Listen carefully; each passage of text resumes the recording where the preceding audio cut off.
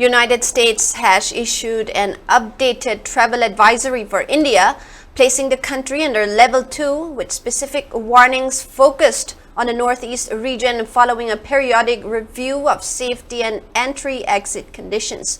According to a report in the India Today Northeast, the advisory urges American citizens to avoid travel to Manipur, citing the ongoing threat of violence and crime in the state. It points to the ethnic-based conflict that has triggered widespread violence and community displacement, and notes that attacks on Indian government targets continue to occur regularly.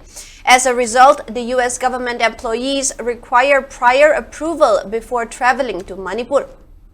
For the border northeastern region, the advisory recommends travelers to reconsider travel due to the risk of terrorism and sporadic violence. It highlights that ethnic insurgent groups occasionally engage in violent activities, including the bombing of public transportation systems, markets, and rail infrastructure. While the advisory acknowledges no recent reports of violence in Assam, Nagaland, Arunachal Pradesh, Mizoram, Sikkim, or Tripura, it maintains restrictions for U.S. government personnel.